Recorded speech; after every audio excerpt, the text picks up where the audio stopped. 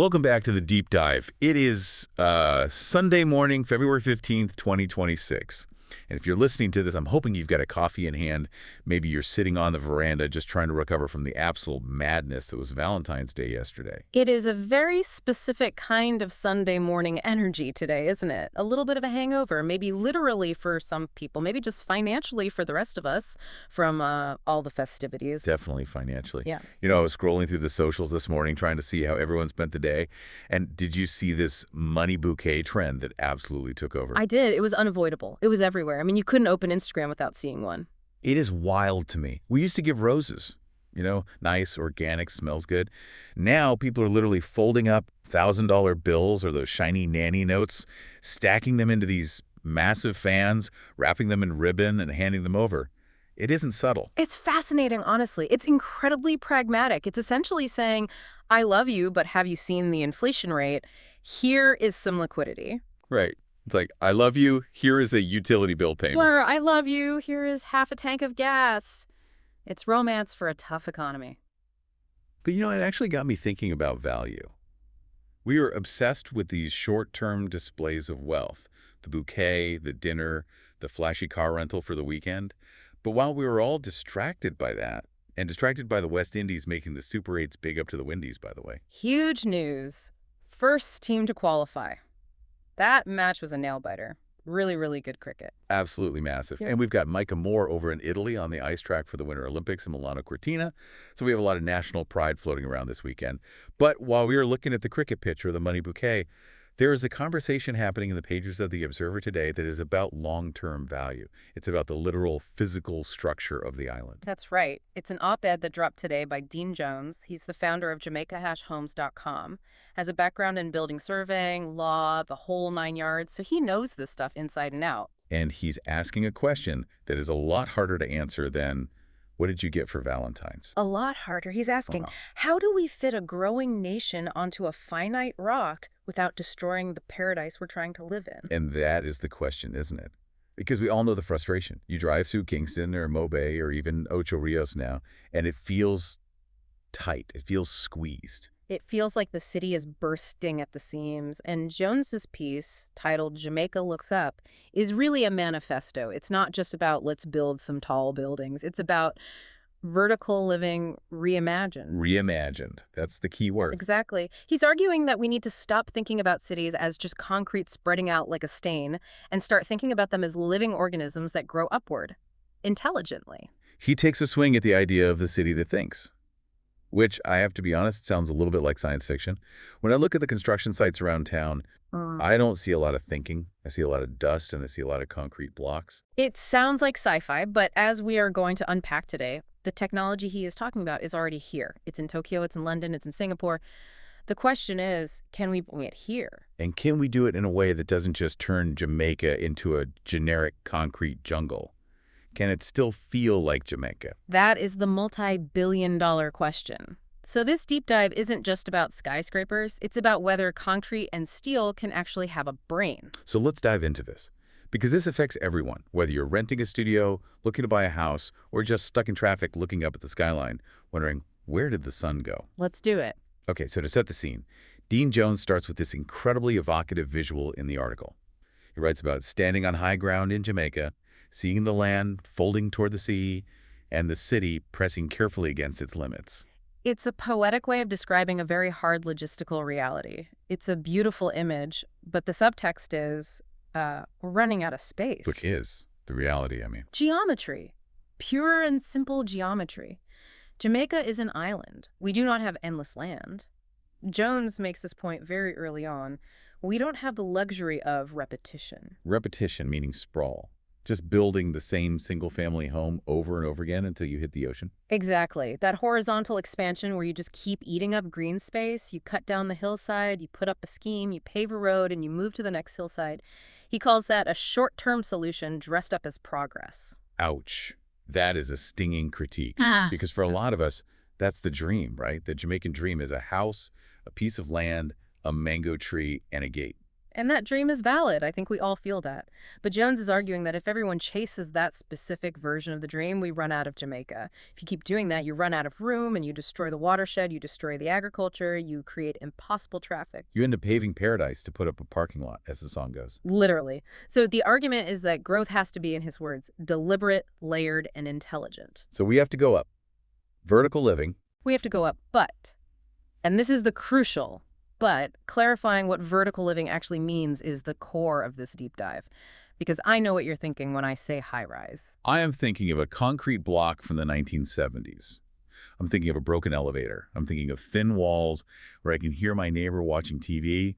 I'm thinking of feeling like a sardine in a tin. That's my honest first thought. And that is exactly what Jones is arguing against. That's the old model. That's just stacking problems on top of each other.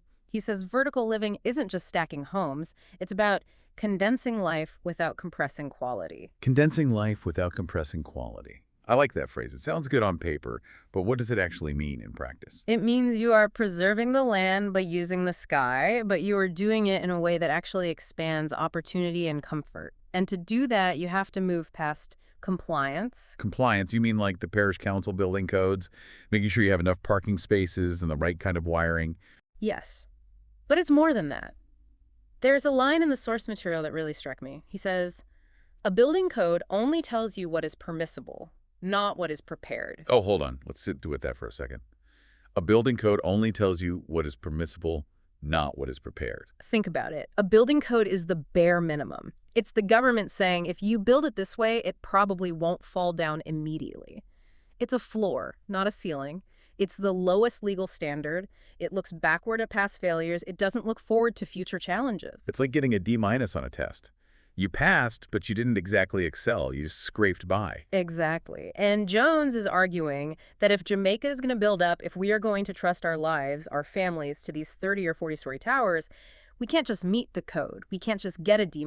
We have to exceed it with foresight. Foresight for what? For future technologies. For climate change. For all of it. Because if you build a 40-story tower today, right now in 2020 slits, it's going to be there for 50, 60, maybe 100 years. Right. It's a permanent fixture on the skyline. And if it's just dumb concrete and rebar, it's going to be a problem for all those years. It's going to be a maintenance nightmare. It's not prepared for stronger hurricanes or smarter energy grids or the demands of a more connected population. So let's talk about the opposite of dumb concrete. Let's talk about this concept of the building with a brain, because this is where the article takes a sharp turn into what feels like the future. Jones introduces this concept of the digital nervous system. And I want to be clear here. We aren't talking about smart home tech. This isn't about asking Alexa to dim the lights or your fridge telling you you're out of milk. Okay, good distinction. Because usually when developers say smart building, that's all they mean. They mean high-speed Wi-Fi and an Nest thermostat included. It's a marketing gimmick. Exactly. That is consumer-facing tech. That's a gadget. Yeah. Jones is talking about structural intelligence. He's talking about the building's own awareness of itself. Think about the human body.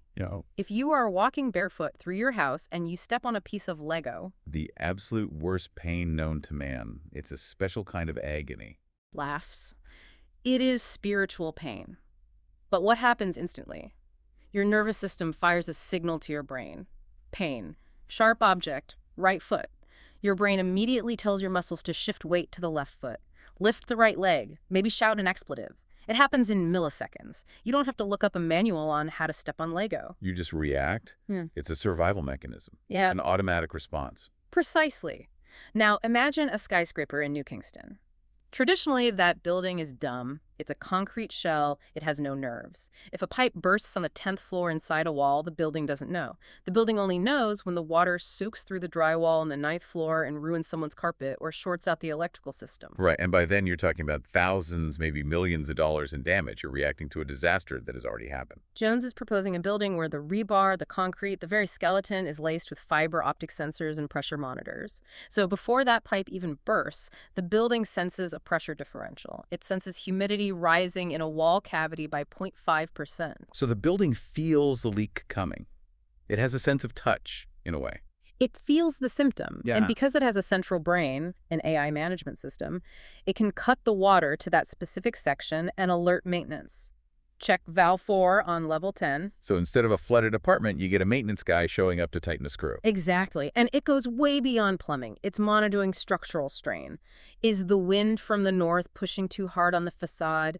Is the foundation settling slightly after that heavy rain last week? It monitors the flow of people through the building.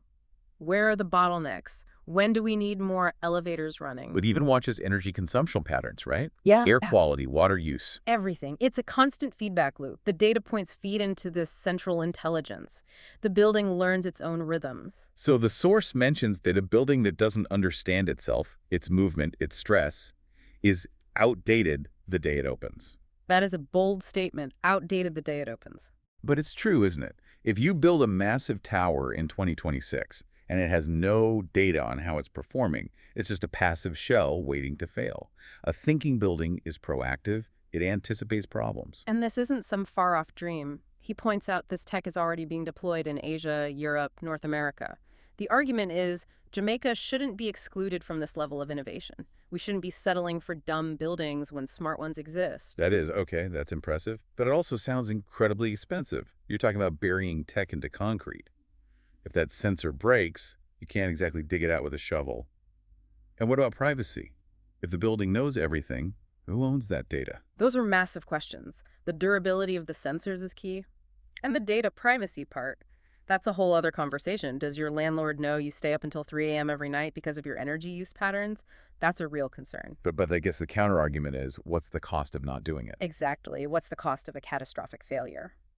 Which leads us to the big, scary elephant in the room whenever we talk about high-rises in the Caribbean. Nature. Nature. We live in a tropical paradise, but that paradise comes with a price tag. Hurricanes and earthquakes. Yeah. And I think for a lot of listeners, the idea of being on the 30th floor during an earthquake is terrifying. It is a primal fear. It goes against every instinct. I mean, we get the shakes here. We know what it feels like on the ground. The idea of being 400 feet in the air, swaying back and forth, no thank you. I'm not sure I could handle that. So how does a smart tower handle the ground shaking underneath it? This is where the engineering gets really fascinating and, frankly, quite beautiful. It's about working with nature, not against it. Break it down for us. The old way of building, the way a lot of older structures were built, was based on rigidity. Being a rock, just build it strong and heavy. Exactly. You try to be stronger than the earthquake, you anchor it down and say, I shall not move. The problem is, physics always wins. If the earthquake is strong enough and the building is too stiff, something has to give. Rigid things break. Crack, collapse. Right. So Jones discusses the shift to base isolation systems. Base isolation. I've heard the term, but unpack that for us. How does it work? Is it like shocks on a car? That's a great analogy. Imagine a waiter carrying a tray of drinks through a crowded room. Okay. If someone bumps the waiter, his body might move, but his arm adjusts. He decouples the tray from his body so the drinks don't spill. The tray stays relatively still while his body absorbs the bump. His arm is the isolation system. Okay, I'm with you. Base isolation is the same principle. The building isn't sitting directly on the ground. It's sitting on a series of massive bearings pads made of layers of rubber and lead, almost like a suspension system for a skyscraper. So the building is floating. It's literally not attached to the foundation. In a sense, it's separated. When the earthquake hits, the ground moves violently side to side. But because of these isolators, the building is decoupled from that movement. The ground slides back and forth, but the building just sways gently. It absorbs and dissipates the energy rather than fighting it. That is an incredible visual. The ground is thrashing, but the building is just surfing on top of it. Jones calls this rational insurance, not a luxury. It reduces structural stress dramatically, and more importantly, it keeps the occupants safe. You might feel a sway like you're on a cruise ship, but you aren't getting thrown across the room. Bookshelves aren't falling on you. And what about the wind? We are heading into hurricane seasons that seem to get crazier every year. A skyscraper is basically a giant sail catching the wind. It is, and obviously you need impact-resistant glazing. That's the glass that doesn't shatter when a coconut hits it at 100 miles per hour. Jones notes that is non-negotiable. Basic requirement. If you don't have that, don't even bother building. But the smart building goes further.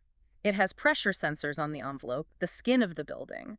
It detects where the wind load is highest in real time. It's feeling the storm. And does what with that information? It can adjust systems internally. For example, some advanced facades have louvers that can change their angle to alter the aerodynamics to make the building more slippery to the wind. Or it can automatically close up vents to prevent pressure differentials that could pop windows out. So the building hunkers down. It braces for impact on its own. In a way, yes. And it uses predictive maintenance. Instead of waiting for the roof to tear off, the sensors tell the maintenance team, hey, the fasteners on the northeast corner are showing fatigue from the last 3 storms, months before the next one hits. That's the foresight again. Being prepared instead of just being permissible. Exactly. It's anticipating the disaster rather than just surviving it. Okay, so we've handled the earth shaking and the wind blowing. But there is one other disaster scenario that terrifies people in high-rises. And honestly, this is the one that gets me. Fire. Yes, the towering inferno scenario. It's a classic fear. And the source material here proposes something that I read 3 times because I thought, surely I'm reading this wrong. You aren't. I know exactly what you're referring to. It's a radical idea. The article talks about a stay-put paradigm. That the goal of a truly intelligent building is for people to stay where they are during a fire. It is completely counterintuitive to everything we've ever been taught. It's the opposite of everything. Fire, run, get out. I grew up doing fire drills. The alarm goes off, you leave your bag, you find the exit. Jones is suggesting that in these future towers, if the alarm goes off, I'm supposed to sit on my couch and finish my cup of tea. It feels like madness. It feels like a trap. It goes against our fight-or-flight instinct. It sounds like I'm trusting a computer with my life while I smell smoke. That's a hard sell. It's a very hard sell. But let's look at the logic. In a traditional 40-story building, if a fire alarm goes off, what happens? Everyone panics. Hundreds, maybe thousands of people try to cram into the stairwells at the same time. It's chaos. Exactly. You get stampedes, you get congestion, people get trampled. And think about the physics of fire smoke rises. If you open all the doors to the stairwell, you are introducing oxygen to the fire, and you are allowing smoke to enter the only escape route. So the stairwell becomes a chimney, a toxic chimney. Precisely. And often, the panic and the smoke inhalation in the stairwells cause more injuries than the actual fire itself. It's a flawed system for very tall buildings. So how does a smart building change that? How does it justify telling people to stay put? It relies on autonomous and compartmentalized systems. Big words. Break them down for us. Compartmentalization means the building is sliced into fireproof, sealed sections. Think of it like a submarine with watertight doors. If a fire starts in apartment 30B, the building knows immediately because of those heat and smoke sensors we talked about. It seals that unit. Locks it down. How? It can drop fire curtains in doorways. It activates suppression systems, not just sprinklers, but advanced mist or foam systems, just in that specific area to kill the fire locally without flooding the whole building. Okay, so it contains the fire to one box. Exactly. Simultaneously, air pressure systems kick in. They positively pressurize the corridors and neighboring units. Positively pressurized. Yeah. So it blows air out of the safe areas. Yeah. Exactly. Imagine blowing into a balloon. The air pushes out. If the corridor is pressurized, clean air is constantly pushing into the burning unit through any cracks, keeping the smoke from escaping. So if you are in apartment 30C next door, the smoke physically cannot enter your apartment because the air pressure is pushing it back. So the building essentially creates a force field of air around you and says, I have this contained. You guys just chill. Don't run into the hallway. Precisely. Dean Jones writes, a truly intelligent building doesn't panic its occupants, it protects them. If you run, you might run into smoke. If you stay, you are in a protected, pressurized bubble. The system tells you where it is safe to be. That requires a massive amount of trust in the technology, though. I mean, sitting there watching Netflix while the apartment next door is on fire, that takes nerves as steel. You'd have to be educated on how it works from day one. It does. It requires a cultural shift. It requires residents to be trained and to trust the system. But the safety data from buildings that use this in other parts of the world supports it. It reduces injury risk and allows the firefighters to go directly to the source to focus on the actual fire rather than crowd control and rescuing people from stairwells. It really redefines what shelter means. It's not just a roof, it's a bodyguard. That's a great way to put it. A bodyguard made of steel and algorithms. But here is where the rubber meets the road, or I guess where the foundation meets the dirt. We are talking about smart sensors, base isolation, positive pressurization. This sounds like a billionaire's playground. Always the catch, isn't it? The cost. This sounds like Dubai money. And we are recording this on a day where the headlines aren't just about cricket. We've got Finance Minister Save-All Williams announcing a near $30 billion tax package. We've got Senator Keith Duncan out there defending it, saying we need to stabilize the economy. It's a tight fiscal environment. The average Jamaican is looking at the price of bread, the price of gas, and now these new taxes. The last thing on their mind is a multi-million-dollar smart apartment. Exactly. So when Dean Jones talks about vertical living, is he talking about housing for the people? Or is he talking about enclaves for the ultra-rich who can afford to live in a building with a brain? Mm-hmm. Because if the entry price for safety is $1 million US, then this isn't a solution for Jamaica. It's a solution for the 1%. That is the central tension of this whole proposal. And Johns addresses this partially by talking about cost versus value, or specifically life cycle cost. Which means looking at the price tag over 50 years, not just on construction day. Right, yes. The upfront investment is higher. You are buying more tech, you are buying better materials, there's no getting around that.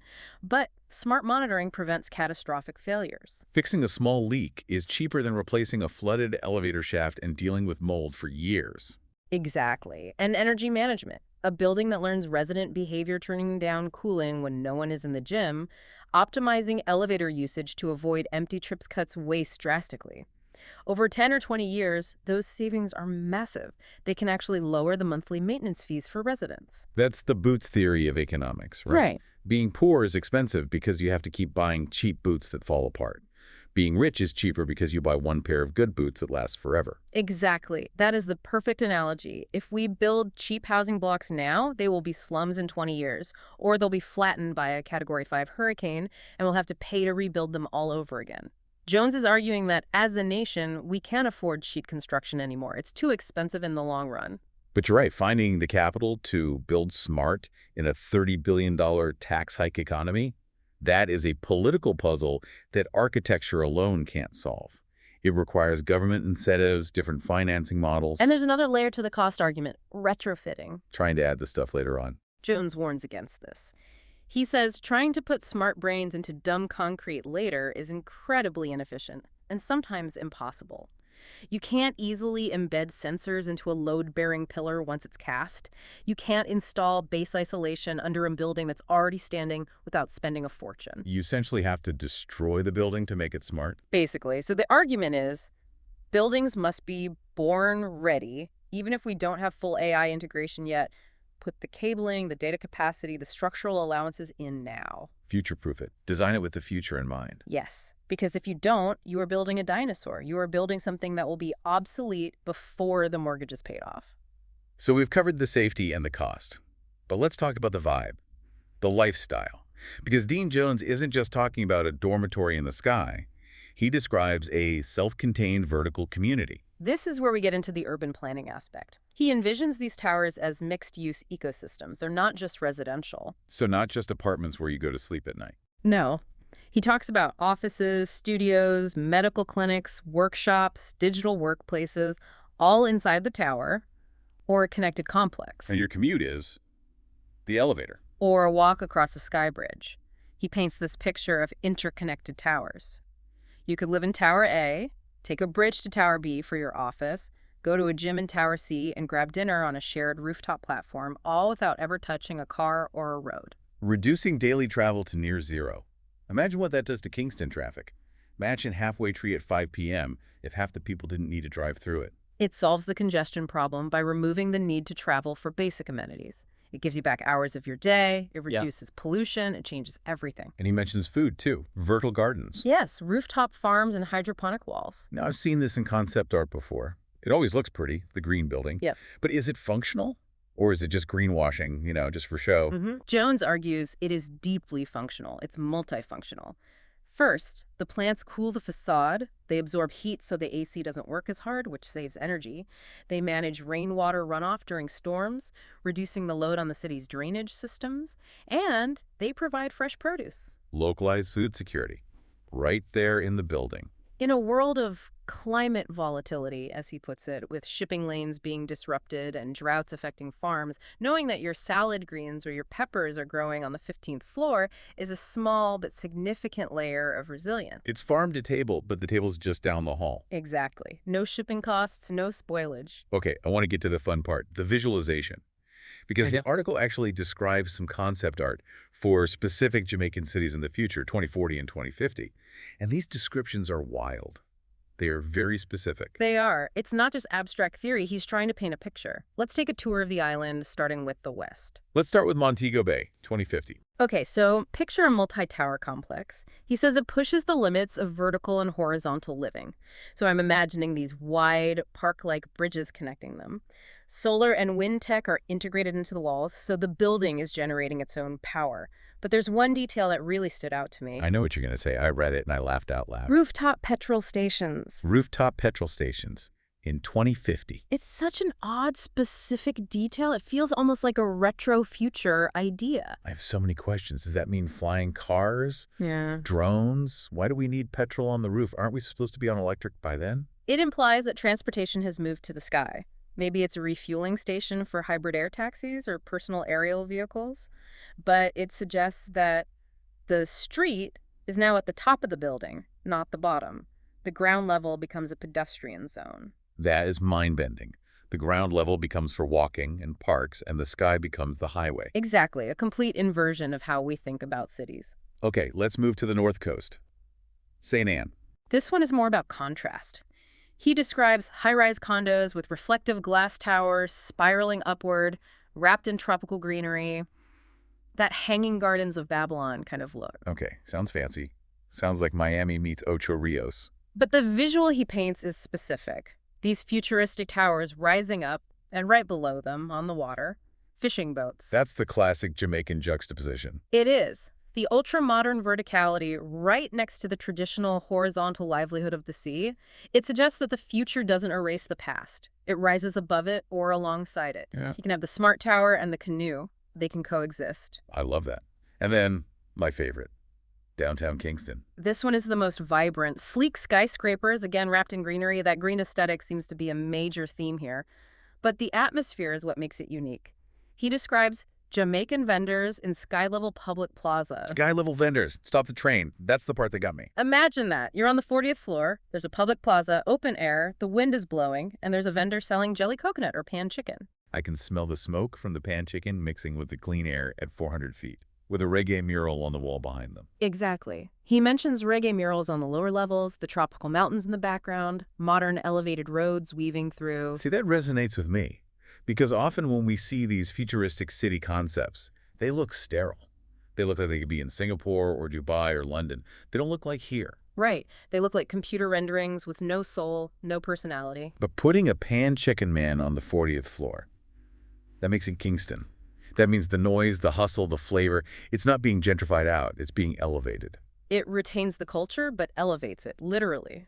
It says we don't have to become a sterile glass city to be modern. We can bring the noise, the flavor, the art up into the sky with us. And finally, Port Maria, 2040. This one is interesting structurally. A singular vertical form rising from the coastal edge. But it's tapered to reduce wind load? So it's shaped like a needle or a cone, thinner at the top. Probably an aerodynamic curve, like an airplane wing, stood on its end. It shows that form follows function, and function follows nature. You can't build a big flat block on the coast. The wind will destroy it. You have to build a shape that the wind flows around. It's biomimicry. It's beautiful imagery. Yeah. But, and I hate to be the one to burst the bubble, we have to ground this back in reality. The now of February 2026, the tough reality. Right. We are talking about flying cars and sky vendors, but we're recording this on a day where there was some very real gritty stuff happening in the news. Absolutely. This vision isn't happening in a vacuum. It's happening alongside everything else. We talked about the taxes, but look at the tech side. We talked about connectivity being the lifeblood of these smart buildings. If the internet goes down, the building gets a lobotomy. And look at the international news sidebar in the paper today. Russia just blocked WhatsApp. Exactly. It's a real-world example. It's a reminder that digital access is a battleground. If a state can block an app, cybersecurity for a smart building becomes a massive issue. Can someone hack your building? Can someone shut down your fire suppression system remotely? That is a terrifying thought. If the building has a brain, the brain can be attacked. A computer virus could be as dangerous as a hurricane. It highlights that resilience isn't just about hurricanes. It's about digital resilience, too. You need firewalls for your actual walls. You need a backup plan for when the network goes down. And culturally, Mm. well, the culture's still doing its thing. Amidst all this, we've got Valiant signing with Campari. Dance hall meets corporate branding. The pulse of the street is strong. The culture is vibrant, and I think that links back to the sky vendor idea. No matter how high the buildings get, the music, the vibe, the Valiant energy that's going to be there, it has to find a way to exist. It has to be. If you build a city that kills that energy, you failed. You've built a dormitory, not Jamaica. You've built a pretty prison. So, bringing it all home, we've gone from land scarcity to digital nervous systems, from floating foundations to sky-high pan chicken. What is the ultimate takeaway here? What is the core message of Jamaica Looks Up? I think Dean Jones summarizes it perfectly with the phrase, build back stronger. We hear that slogan a lot, though. It's almost a cliche after every storm or disaster. We do, but he argues it's not a slogan, it's a design discipline. Meaning, what's the difference? Meaning, it's a set of principles you apply from day one. It's about asking hard questions before you pour the concrete. Yeah. How does this building behave under stress? How does it protect people when systems fail? How does it conserve resources? It's about adaptation to our reality, the specific challenges of heat, hurricanes, and earthquakes. They're not trying to be someone else, not just copy-pasting a design from a different climate. Right. There's a powerful quote near the end of the piece. Jamaica's opportunity is not to imitate global cities, but to outthink them. Outthink them. Ah. I like that. We don't need to be a mini New York or a mini Dubai. No, we can't compete on their terms. We need to be a smarter, more resilient Jamaica. We need to build vertical environments that are humane and responsive to the island. We need to leapfrog the mistakes that other cities made in their development. It's about respect. Respect for the land we don't have enough of, and respect for the nature that can try to knock us down. Precisely. It's about designing with humility. So here's my final thought for you listening. We talked about the building that thinks, the building that heals itself by flagging problems before they become disasters. Yes, the building as an organism. If we actually pull this off, if we build cities where the structures are sensing, reacting, and protecting us like a nervous system, at what point does the city stop being a machine and start being, well, biological? That is the question, isn't it? If our concrete jungles start acting like actual jungles, adapting, growing, surviving on their own terms, does that change our relationship with them? Right. Maybe we stop fighting nature, and by embedding intelligence into our own creations, we finally start coexisting with it. A living city, a concrete ecosystem. That is something to mull over while you check the cricket scores and count your money bouquet. Indeed. It's a future worth considering. Thank you for diving deep with us. Keep looking up. Take care.